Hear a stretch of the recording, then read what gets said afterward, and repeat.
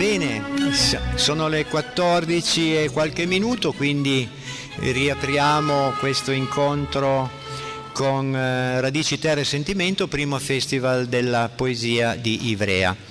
Questa mattina abbiamo avuto il piacere di ospitare l'assessore alla cultura, l'avvocato Casali, e il rappresentante di Torino Città Metropolitana, il sindaco della città di Castellamonte, Pasquale Mazza. È stata una mattinata piena di vibrazioni positive, perché le letture di Oreste Valente e di Giulia Trivero hanno veramente fatto innamorare quelli che erano presenti, ci hanno dato tante emozioni. Ho vissuto una bellissima mattinata. I testi che ha scelto Giuliano Ariano sono stati espressi in maniera verbale ma anche corporea, e hanno coinvolto tutti coloro che erano qua con noi. Io, prima di dare la parola al caporedattore centrale della Sentinella del Canavese, che è media partner di questo evento, Claudio Cucurullo, che ringrazio per essere qui accanto a me, per la sua presenza, perché lui oggi dovrebbe essere in redazione, perché la Sentinella è un trisettimanale, quindi dovrebbe essere là, ma ci dedicherà una mezz'ora, spero anche qualcosina in più se è possibile.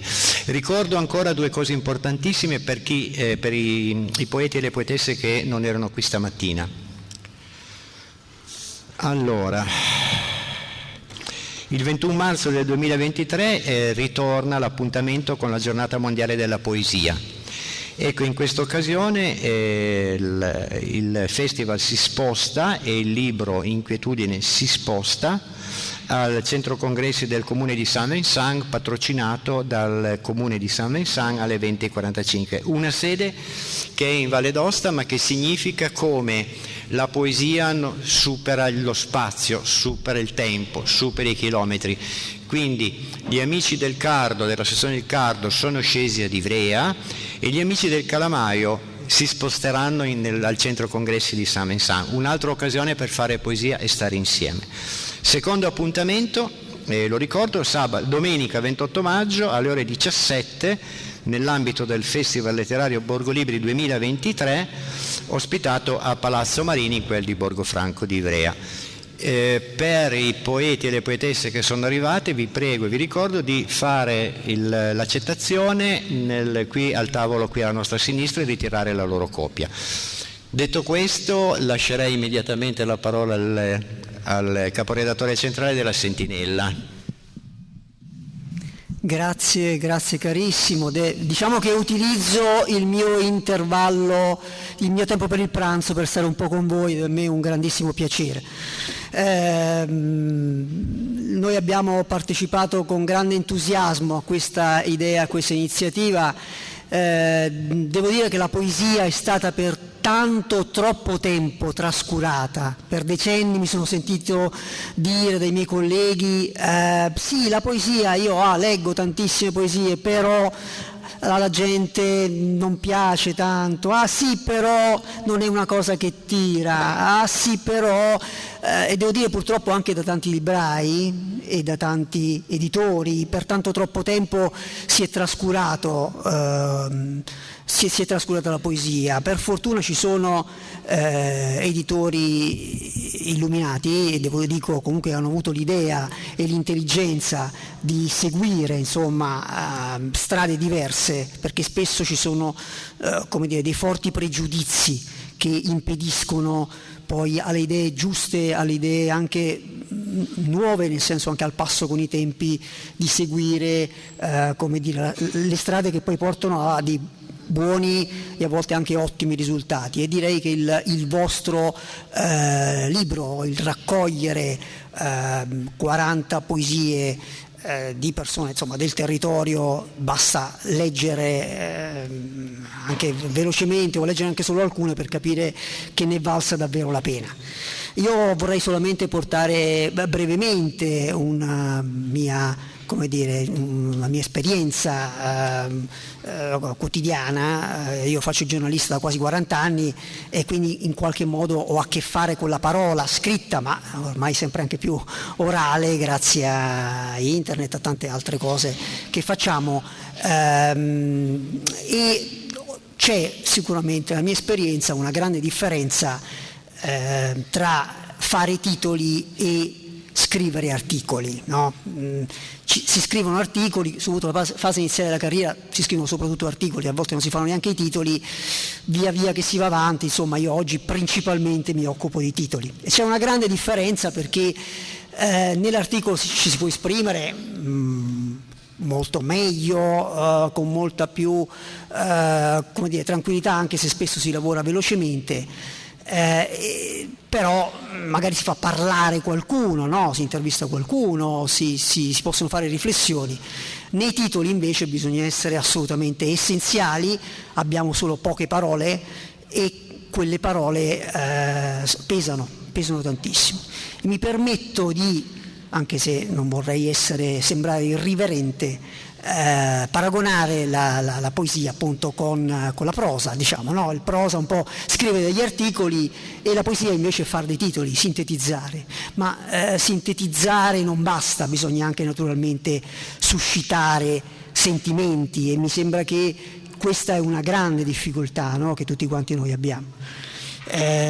Quindi non voglio apparire come un poeta, ma capisco la difficoltà in poche parole, tenendo un'armonia ovviamente e dando un senso a quello che si scrive, riuscire a scrivere una bella poesia, una poesia che rimanga, una poesia che colpisca e che trasmetta sentimenti e sensazioni profonde. Come ha ben sintetizzato Giuliana nella sua prefazione, la poesia è innanzitutto creazione, no? Ed è polisemica, giusto, ho usato questa espressione, come devo dire anche spesso i nostri titoli lo sono. La parola creazione, il creare, ha una comune radice con il crescere.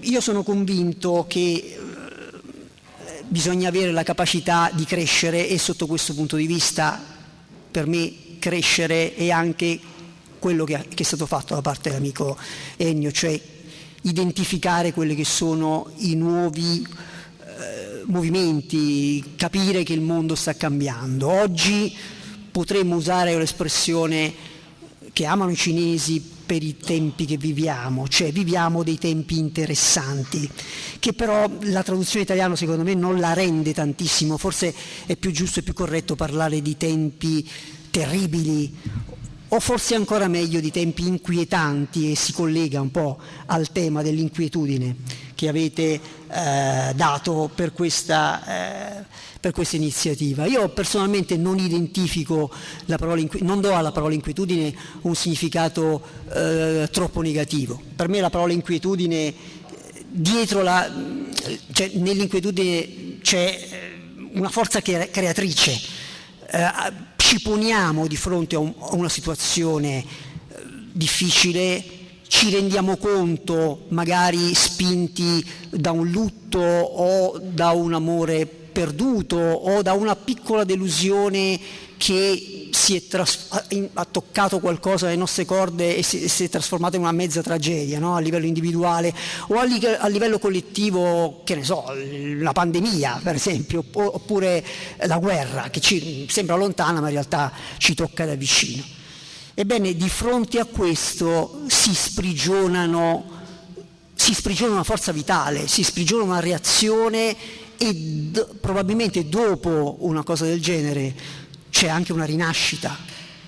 E allora io dico che il tema è stato particolarmente azzeccato. Leggendo le poesie io ho visto, come dire, molti semi di cose positive che poi in futuro nasceranno e potranno nascere, e mi permetto di dire che vorrei vedere questo festival come un punto di partenza, no? Come queste 40 poesie come una base solida sulla quale ritrovarci, riflettere e rinascere.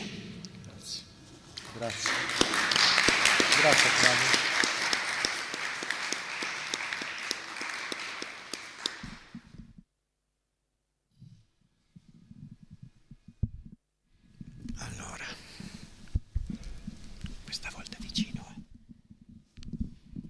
Grazie a Claudio Cucurullo per questa sua introduzione e soprattutto per queste ultime parole, e davvero speriamo di rinascere con la poesia. Poi io so che anche lui è poeta, prima o poi lo troveremo nelle edizioni future, non si sa mai. Diciamo allora, oggi presentiamo quello che è il frutto di questa iniziale valorizzazione dei poeti, che non è quello definitivo.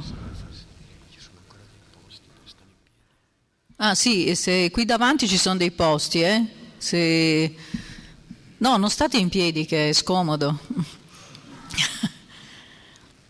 E quindi presentiamo il frutto di quello che è stata una scommessa, cioè l'antologia poetica sul tema dell'inquietudine. E tutto è partito dal fatto che ci siamo chiesti, io e Ennio che ho qui vicino a me, in un mondo sempre più rapido, sempre più superficiale, c'è bisogno di poesia? La risposta, penso, anche per il richiamo e la risposta che c'è stata, penso possa essere affermativa, perché della poesia non si può fare a meno, come non si può fare a meno dei sogni. La necessità di dare un senso all'esistenza è intrinseca all'umanità ed è su un piano emotivo che si possono trovare o almeno cercare risposte. La poesia, come ho scritto e mi piace che Claudia mi abbia citato, è creazione, secondo me. È la creazione di un rapporto col mistero della vita, con la profondità del proprio essere e con le forze universali. È l'azione generatrice che porta dal non essere all'essere. La sua funzione è quella di suscitare emozioni, caratterizzandosi nel contempo per la capacità di toccare la profondità dei diversi vissuti. La volontà con cui nasce l'antologia poetica che oggi presentiamo è questa: è costruire uno spazio virtuoso dove l'energia vitale si esprime e nutre le anime, perché i poeti, come scrive un autore, un noto poeta contemporaneo, Elio Pecora, sono tutti un solo invisibile e indistruttibile popolo. Trascorrono ere, nascono e spariscono civiltà, ma sempre vanno lungo la strada del cuore. Questo è tratto da Poeti in simmetrie, pubblicato da Mondadori del 2007. Nel nostro caso il fil rouge è stata appunto l'inquietudine, declinata in vari modi, dalla paura per il futuro all'abbraccio inclusivo con la natura, dall'angoscia per le malattie e le guerre al vissuto quotidiano. Anche le modalità espressive sono diverse. La maggior parte sono versi liberi, parecchi sono espressi in forma di haiku e qualcuno è stato veramente bravissimo in questo. L'haiku, come sapete, è una composizione nata in Giappone nel XVII secolo che è composta da 3 versi per complessive 17 sillabe, con lo schema 5-7-5. La composizione richiede una grande sintesi di pensiero e di immagine e quindi non è facile. Però molti si sono cimentati in questa forma. Alcune opere sono anche in rima. Le inquietudini espresse sono 40, che abbiamo visto sono state magistralmente illustrate da Gallo Galliano nella copertina, come chi non c'era stamattina o chi non l'ha visto può notare qua. Gallo Galliano ha anche curato la mostra, per chi non c'era stamattina può vedere nella sala accanto, e poi abbiamo questa bellissima opera d'arte che un po' mi ricorda Guernica di Picasso, voglio dire, un pochino, no? Per anche rilevare la commistione che ci può essere tra arti figurative, tra arti e letteratura e poesia.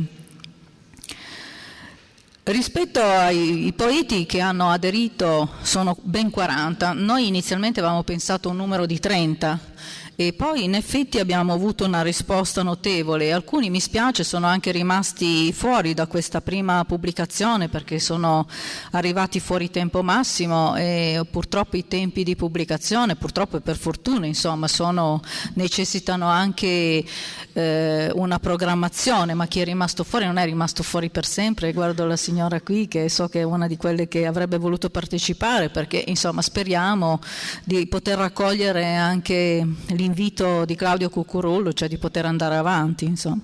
Comunque in questa antologia sono 40 e devo dire che conosco molti personalmente. Con alcuni in particolare ho condiviso l'esperienza letteraria del Circo del Calamaio di Ivrea, che ha aderito a questo richiamo con ben 10 partecipanti, anche se il circolo è nato soprattutto sulla scrittura autobiografica, però ha voluto e ci tiene, penso che ci terrà ancora in futuro, misurarsi anche con la forma della poesia, la forma espressiva della poesia.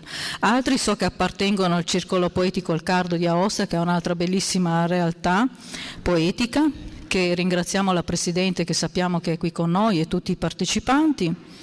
Ecco, altri ancora mi erano sconosciuti, ma sono stata piacevolmente colpita dalla capacità espressiva dimostrata e ho apprezzato le modalità con cui queste persone, me compresa che partecipo con una poesia, si sono messe in gioco.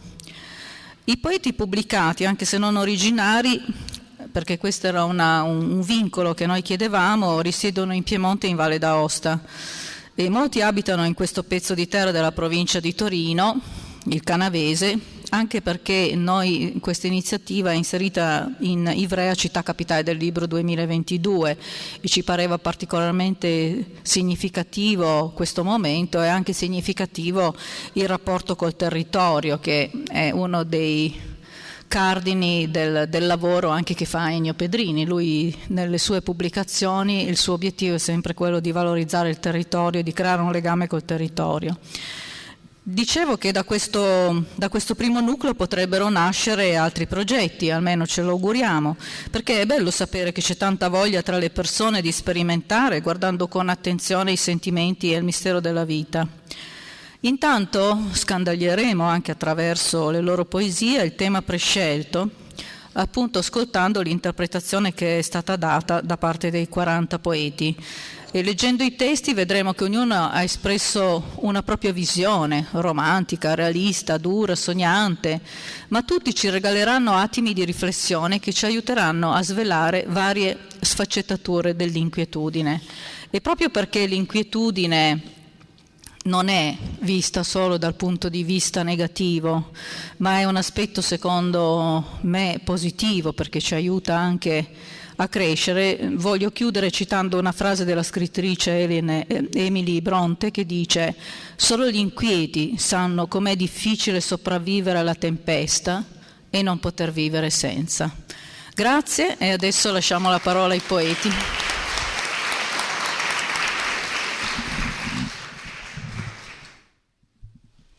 Volevo ancora ringraziare per la presenza in sala il presidente dell'associazione Angi, che è salito da Torino per conoscerci, con il quale abbiamo già dei rapporti, e mi piacerebbe lanciare anche un appello ad Angi e al suo presidente che è qua presente: perché non pensare ad una poesia di scambio con la cultura cinese di Wenzhou e di Ruiyang? Potrebbe essere uno scambio culturale di crescita interiore e sociale che potrebbe dare anche dei risultati. Grazie per la presenza, Presidente.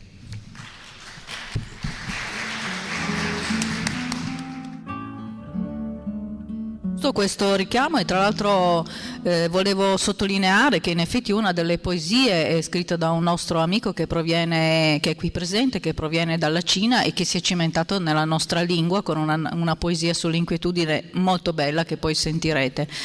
Allora io adesso chiamerei, quello è il microfono, in ordine alfabetico, poi qualcuno per problemi vari non ha potuto essere presente. E comincerei per un problema di tempistica. Subito? Aspetta, allora ci sarà un'attrice che sostituisce la signora Abramo Anita, che per problemi, qualcuno purtroppo ci ha segnalato che per problemi di salute o di famiglia non può esserci, e quindi in qualche modo però vogliamo che ci sia la testimonianza, e quindi leggerà la poesia di Abramo Anita. Tormento. Inquietudine. Come un sottile tarlo che pian piano scavi il cuore e toglie il respiro. Un pensiero nascosto che tormenta, che annulla il sorriso, la speranza, la gioia di vivere. Tutto è nero, tutto sembra avvolto in una pesante cappa d'angoscia, mentre il tarlo prosegue la sua lenta ma inesorabile opera di distruzione dell'anima, che non ha più desideri e forza di lottare. Inquietudine, hai portato via tutto un mondo, il mio mondo. I giorni trascorrono grigi, uguali, vuoti, interminabili. L'orizzonte rimane lontano, molto lontano, frenato dall'ansia, dal terrore che qualcosa blocchi il sole, l'aurora e il tramonto, blocchi la vita.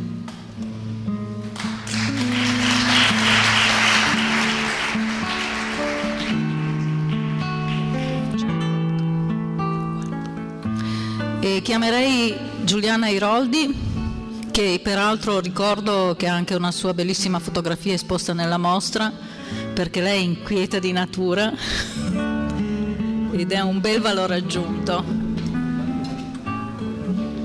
Sì, lo conosco. Sì, ha anche lavorato tanti anni per la Sentinella, quindi, e scriveva bellissimi articoli.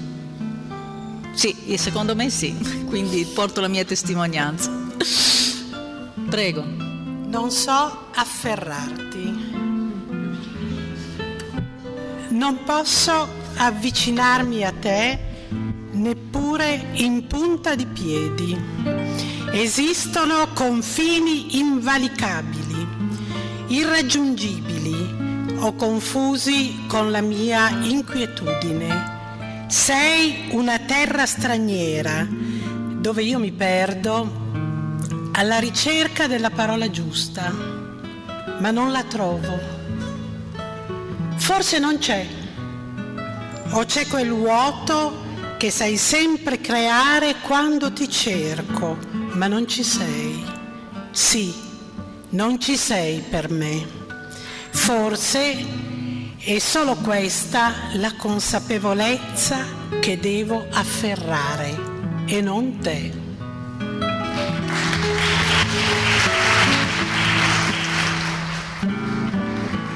Grazie Giuliana, grazie per aver partecipato veramente, per aver portato un tuo valore aggiunto, perché le cose in cui ti ho seguita sono veramente mirevoli.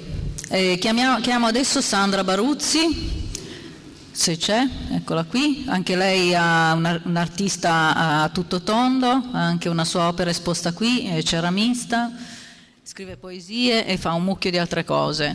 Prego.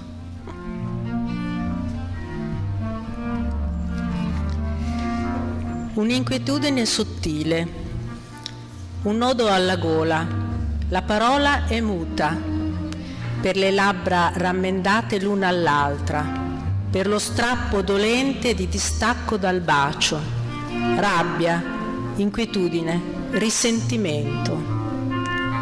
Prima c'è il silenzio, uno spazio indefinito dove tutto è fluido, è innominato, poi arriva il grido. Il buco allo stomaco che è voragine, buio e luce, gelo e fiamma, un vortice che trascina all'ingiù, nell'abisso abitato da ombre nere. Infine la parola, quella giusta, quella sbagliata, quella che avvicina, quella che allontana, quella aspra, quella mendace, quella della scrittura pensata, necessaria, emozionale ed inquieta.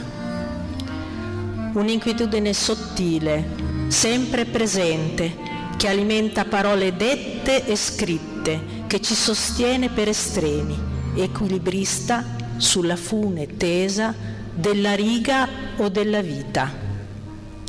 una parola scritta a senso circolare, quella che racchiude in sé amore e odio.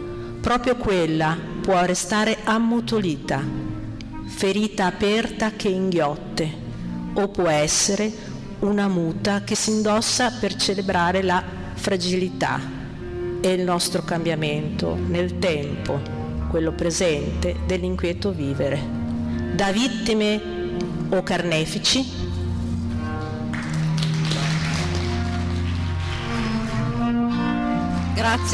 Grazie Sandra, che porti la tua espressività in tutte queste forme artistiche. Vi invito poi anche a vedere la sua opera che sposta qui. Adesso, per problemi logistici che ci sono stati segnalati, cambiamo solo un attimo l'elenco rigorosamente alfabetico, perché Ponzetti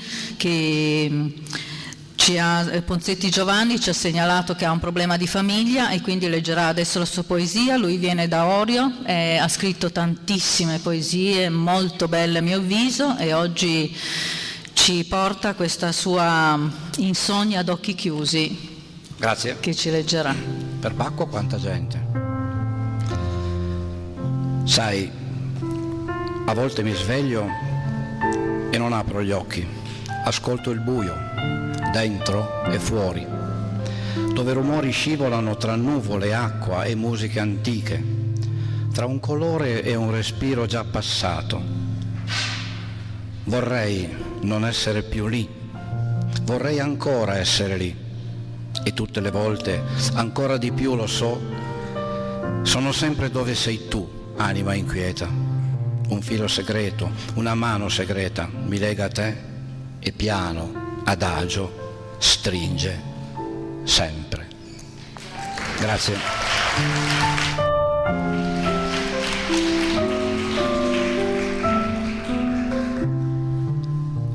Tiziana Battaglia c'è? Eccola, perché non l'avevo ancora vista, è del Circolo del Calamaio, quindi la invito qui.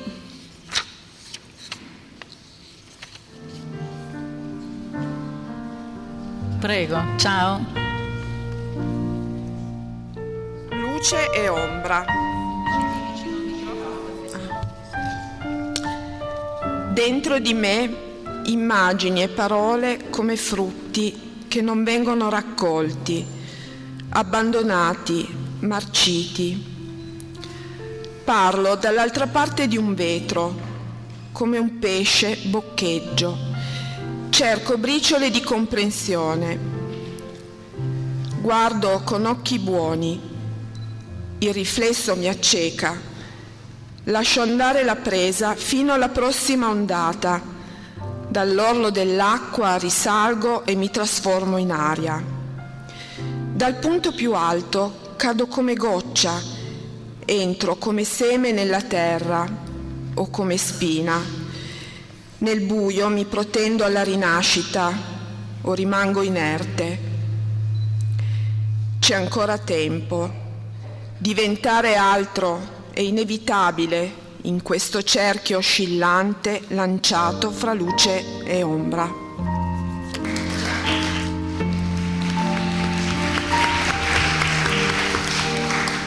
Ringrazio anche perché si è cimentata con la poesia. Lei è una delle nostre amiche del Circolo del Calamaio. Adesso segue un'altra persona che è del Circolo, che però mi ha fatto sapere che per problemi di salute purtroppo non può esserci, e quindi leggerà la nostra bravissima attrice, che è Bertoldo Claudia. Inquieto esistere. Trascorrere di giorni artificiali, fuga dalla realtà. Sogni.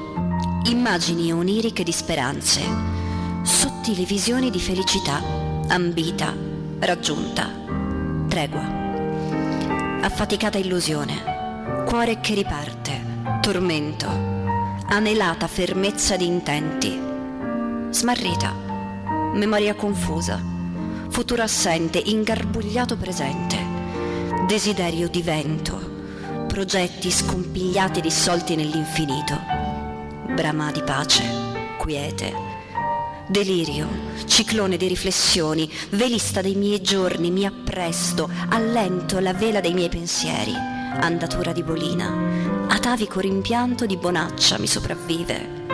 Anima ribelle, vittima di un cuore clandestino che nemmeno il sogno appagato riesce ad arenare.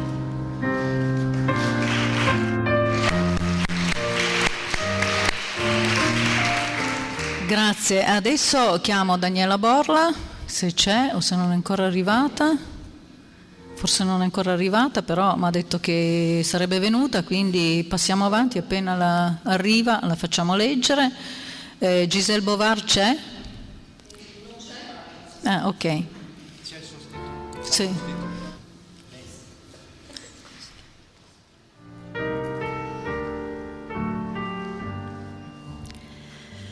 Corpi contusi.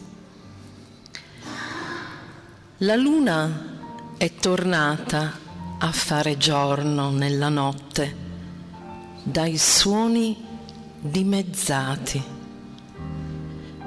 nell'ora del bilancio che inciampano col sonno. Circumnavighiamo il globo degli amori non sopravvissuti al lampo, altrove implosi.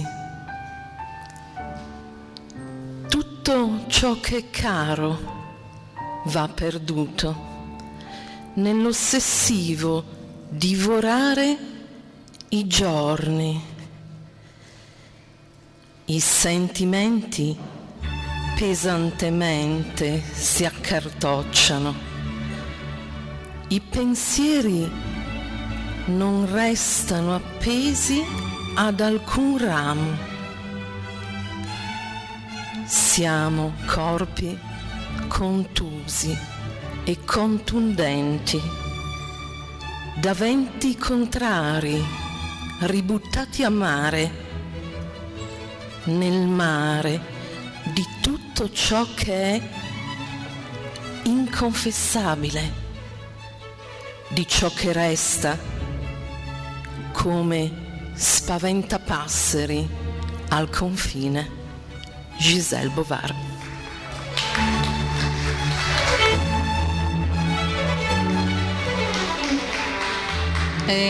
Brunello Serenella?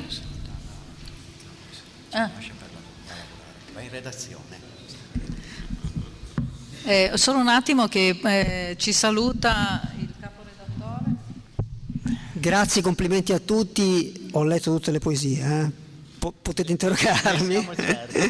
E grazie, alla prossima, è veramente una bellissima esperienza, spero che continui. Grazie e buon lavoro, grazie della presenza. Ecco, Serenella Brunello ci leggerà Nel silenzio delle serrate stanze, che già il titolo, secondo me già solo il titolo è bellissimo, complimenti già per il titolo.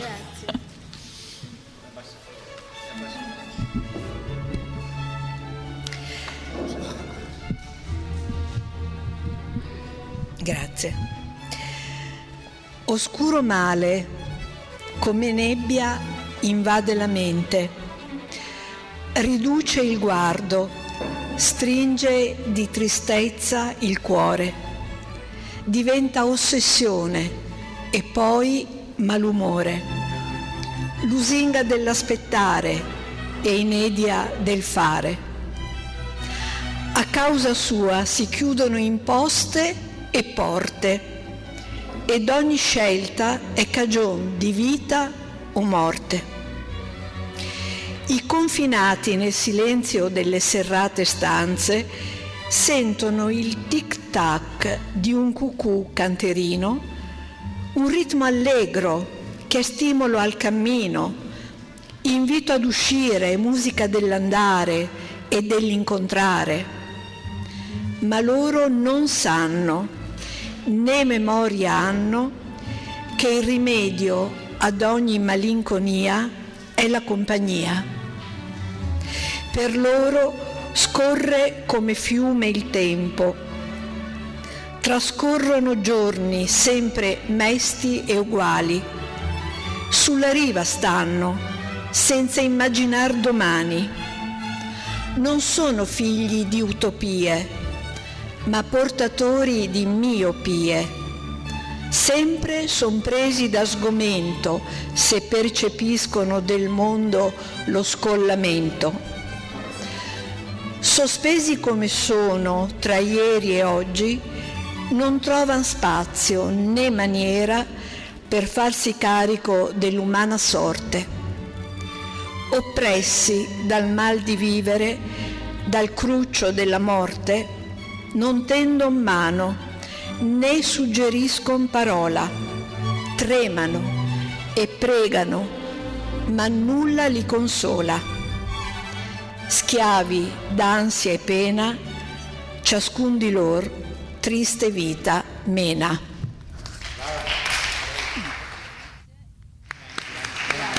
Grazie anche della presenza.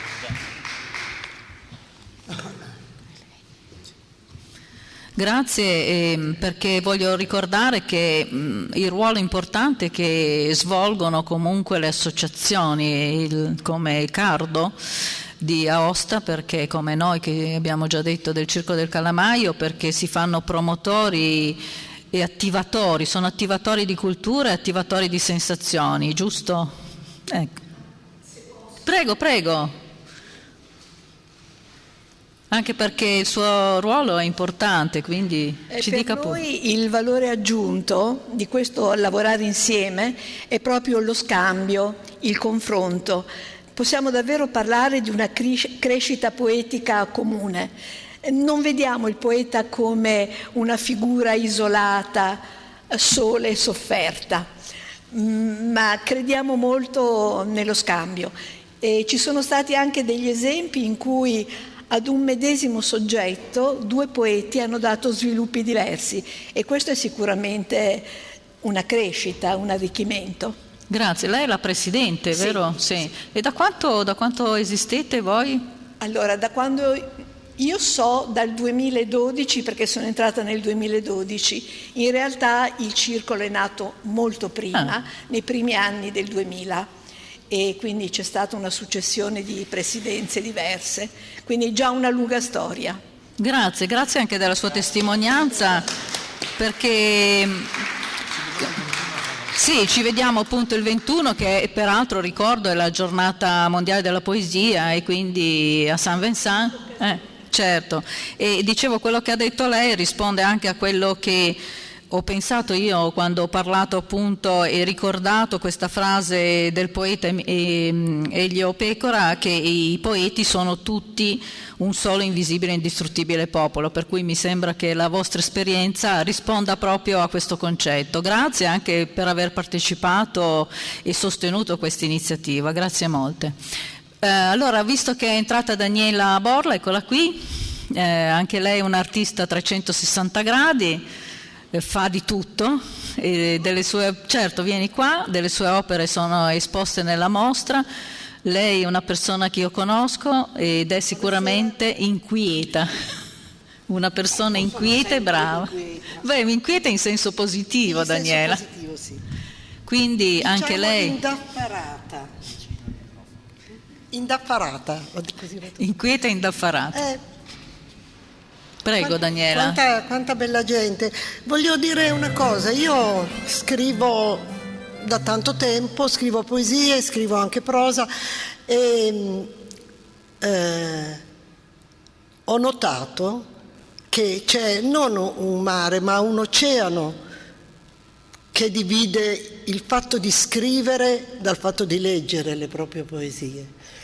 Perché quando scrivi quello che hai dentro e tiri fuori tutte i tuoi sentimenti, le tue cose. Quando poi ti metti a leggere le tue poesie, spesse volte mi viene quasi da ridere, perché non è così semplice dare quel senso di teatralità che possono fare gli addetti ai lavori, che sono poi gli attori.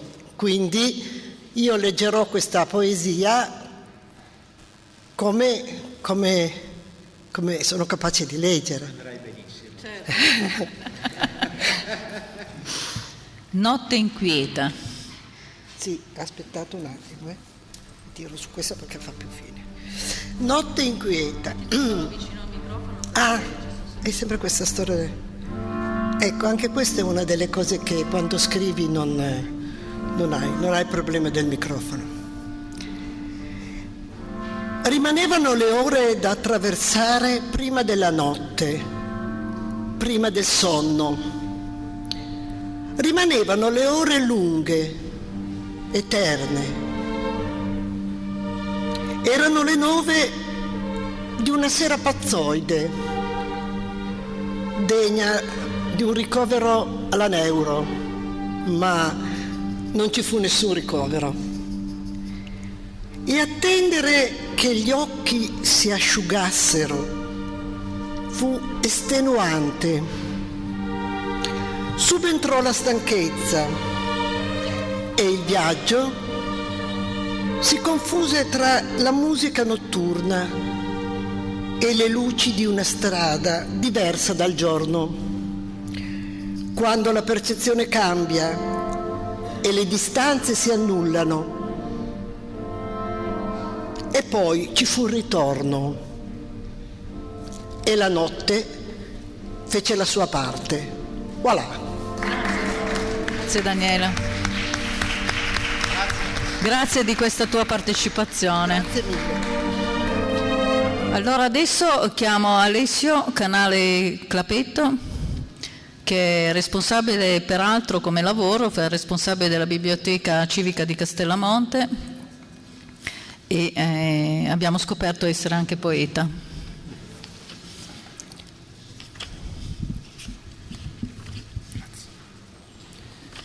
Inquieta, placida luna. O mia quieta, placida luna, con volto amico mi sorridevi sospesa nell'oceano stellato del firmamento. Gli occhi miei felici e stupiti, di bambino ancora innocente, brillavano dei tuoi riflessi nel mare della tranquillità, sognando il futuro. Ma un giorno un atomo opaco del male scalfì il cuore, la mente, l'anima, dentro lo spettinato profilo del turbolento torrente fiume della mia angosciata adolescenza, attratta sempre più inesorabilmente nelle sabbie mobili e nel buco nero dell'inquietudine infinita. Depressione. O triste inquieta luna nera, nell'oceano orfano di stelle, dove era più il tuo sorriso amico? Ma un angelo del cielo mi cercò e trovò. Lunghi anni di paziente e duro lavoro, rinacqui finalmente a nuova vita. O luna nuova nell'universo quieta, grazie. Mi sorridi ora nuovamente amica. Grazie. Grazie Alessio. Ringrazio moltissimo Alessio e apro una brevissima parentesi perché Castellamonte noi abbiamo dedicato una serata alla poesia quest'estate già con Ennio, e anche per ricordare un poeta che è stato molto dimenticato, però in realtà era un poeta che ha collaborato con Pasolini, che si chiamava Giancarlo Albertalli col soprannome Albisola, e che uno dei testi che ha pubblicato Ennio Pedrini lo ricorda, che è Ritratti, giusto, di Dassano, ecco, per cui se vi capita poi di vedere questo libro, sempre edito da Pedrini, parla anche di questo poeta che anche lui era peraltro responsabile della biblioteca di Castellamonte, quindi abbiamo questa tradizione di poeti che vale la pena ricordare. Ecco, per continuare questa tradizione chiamo adesso un'altra persona che è anche lei di Castellamonte, Giuliana Casalegno. Giorni di maggio. Che che non sapevo fosse una poeta ed anch'io le scopro anche nel mio paese. La definizione è già troppo importante. Grazie. Vicino, perché sennò non si sente. Giorni di maggio. Dall'immobilità di questo tempo, per direzione e piani latenti offuscato, solo suoni ottundenti mi giungono. Il tuo invito ho scordato. Pesante una forza grava sul mio ardore. Anima mia inquieta, dai pace al tuo tormento e placati qui con me. I sensi intorpiditi su quest'amaca all'aperto. Anche il dolce cinguettio del tordo giunge confuso, lontano. Poi mi desta un frastuono, immenso boato di quercia che si fracassa al suolo. Povero guerriero indomito lentamente avvelenato, in ginocchio porgi e cedi tutti gli orpelli, rami, fuscelli, a terra infranti, e del tronco la forza e i suoi saperi. A che serve allora restare in questo giorno di verità confuse? Prezioso si fa del tordo il suo richiamo, se all'unisono batte il suo cuore col mio, e ritmico s'amplifica il pulsare. Pulsa sul suo tenero collo delicata la vita, senza ansietà, senza stupore. Il suo volo è dritto e quieto, il nostro cerchio a segnare, per delimitare il giorno e le offese a sbarrare.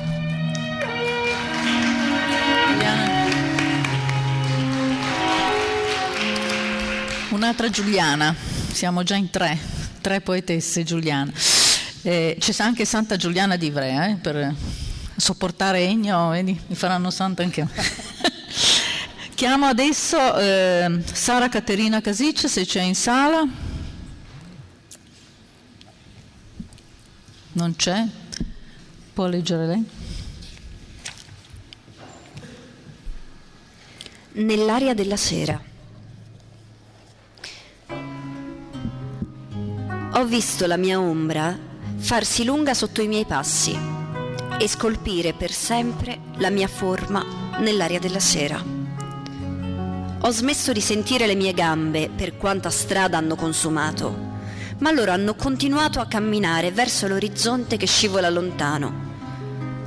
Ho capito le mie mani quando si sono afferrate all'acqua del fiume e mi sono detta: scorri, lascia andare. Ho posato le mie parole sulla musica, come pane sulla tavola, e ho ascoltato in silenzio il silenzio della mia casa. Ho visto la mia ombra farsi lunga sotto i miei passi e scolpire per un momento la mia forma nell'aria della sera.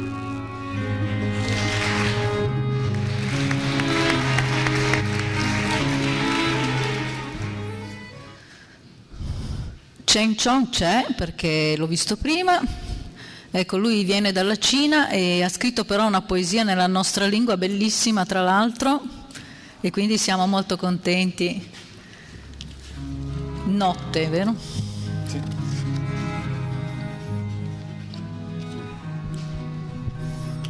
Notte. Mi piace guardare le stelle nella notte. Siamo un po' come loro. A volte ci nascondiamo senza farci trovare. Altre invece splendiamo con tutte le nostre forze. Ma con il buio tornano anche i bui pensieri, dove i miei dubbi fanno a botte con le mie certezze, dove il mio battito si confonde con i rombi lontani, dove posso guardare in fondo e non trovare niente. Chissà se domani pioverà. So che ci vorrà tempo e pazienza. Sarà naturale come le carezze del mare. Sarà semplice come tirare ad un pallone. So che sarà un viaggio lungo e faticoso. Saranno ogni piccolo passo alla volta che porteranno grandi gioie e soddisfazioni. È la mia volontà che vuole che io rimanga qui, per la mia diversità e il mio desiderio di esprimermi. Sarà facile come mangiare una caramella, ricominciare con un sorriso e una stretta di mano, a chi non mi conosce ancora. Chissà se domani ci sarà il sole. Grazie.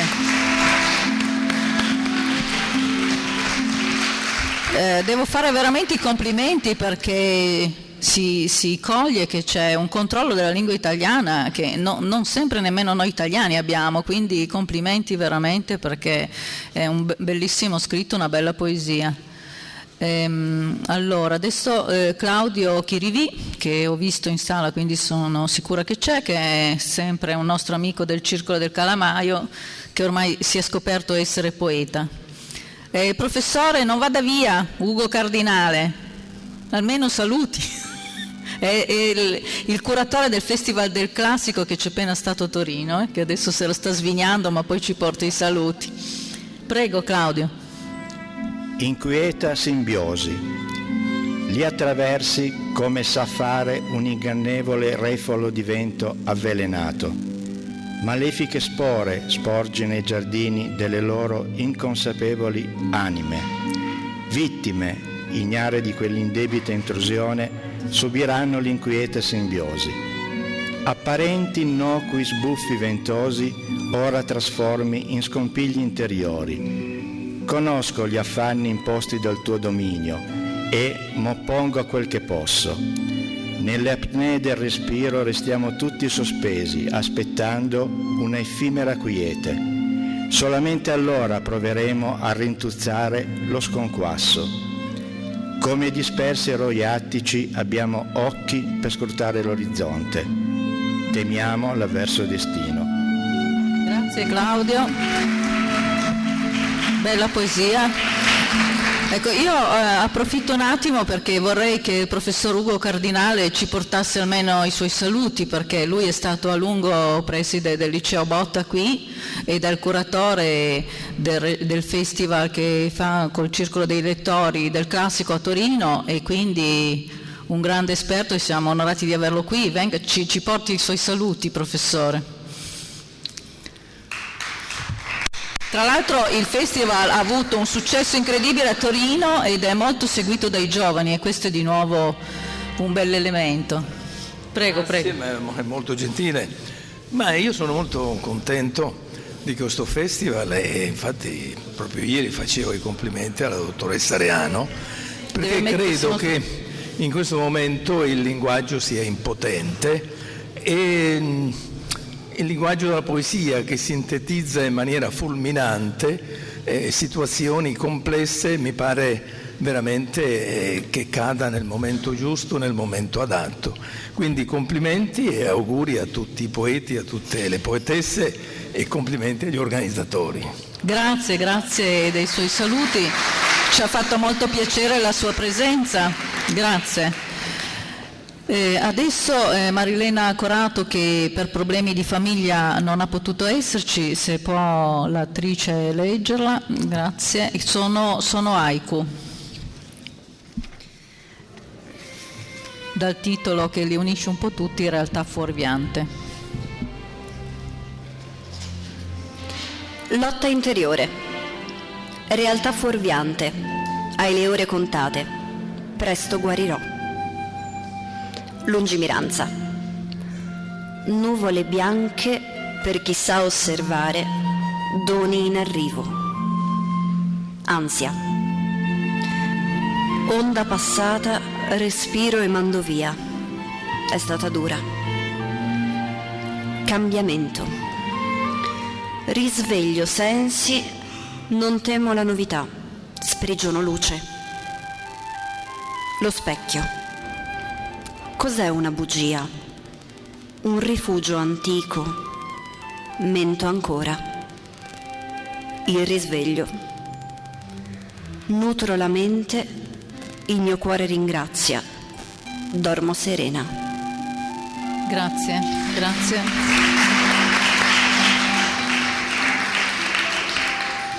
Marina Del Greco c'è? Forse no, allora legge sempre l'attrice. Sono anche favorite queste persone perché è talmente brava a leggere. L'ansia.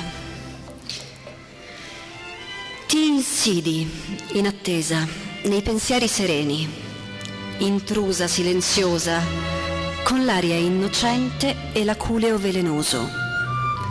Priva di invito, col ghigno sinistro, imputridisci lo spirito ed infetti il senno. Sussurri sinistre visioni e sogni distorti.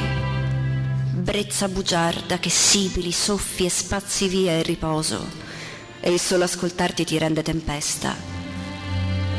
Come goccia che stilla, scavi solchi nella mente e insistente ticchetti, assetata di risposte a domanda mai poste. Falsa, sleale, perfida, logori la ragione e stritoli l'anima. Grazie.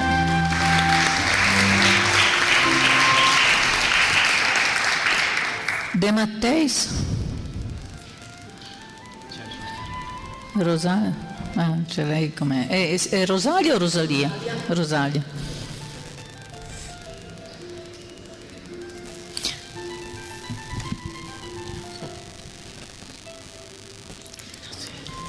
Poesie. Scade il concorso. Inspiro e non inspiro. Strappo e cancello. Presagi. Gracchiano foglie fiutando temporali. Boccheggia il cane. Diluvio. Gocce pesano come rugiada all'alba nei miei pensieri. Arsure, grilli dai campi digrignano ostinati, ali in preghiera. Indugio, il vento scuote l'epigrafe stracciata, ultimi soffi.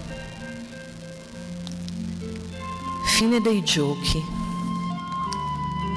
Occhi imploranti supplicano altre mani in fondo al pozzo.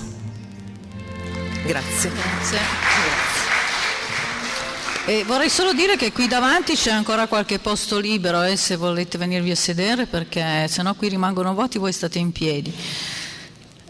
Chiamo adesso Umberto Druskovic. Umberto è di Castellamonte e poi adesso è emigrato ad Aosta a far parte del Circolo del Cardo da un po' di anni a questa parte. Ha partecipato con noi alla serata di cui vi accennavo prima che abbiamo fatto a Castellamonte sulla poesia e pubblica libri, è uno scrittore che ha vinto anche parecchi premi. E sono molto felice che abbia aderito a questa iniziativa, perché le sue poesie sono veramente molto belle. Oggi ne leggeremo solo una, ma altre occasioni ci saranno sicuramente. Vento della sera. È un piacere, l'onore mio. Grazie, grazie. Vento della sera. Somiglia un poco al cuore mio, il vento della sera.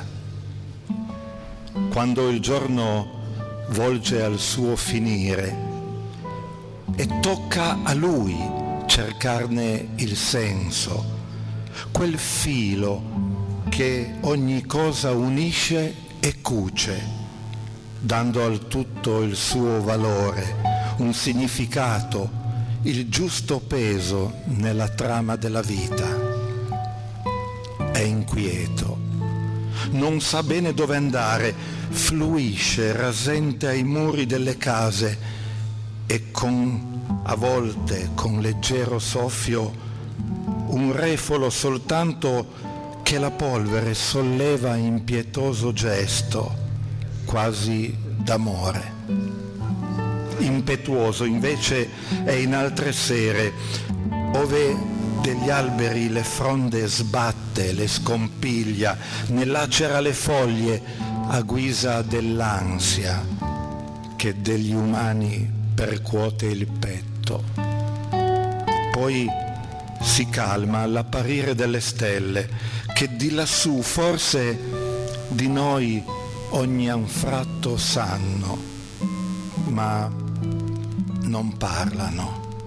Mute rimangono allo sguardo nostro, nemmeno il vento ne possiede il canto, e di quella luce che da ciascuno emana si accontenta, nel riverbero notturno che a noi talvolta porta a quiete e un poco rasserena il cuore. Grazie. Grazie a te, molto bella, grazie. Questa non l'hai ancora pubblicata, vero? L'hai scritta per noi e ti ringraziamo molto. No, è veramente una bellissima poesia. Loredana Faletti, Paesaggio, lei viene da Aosta.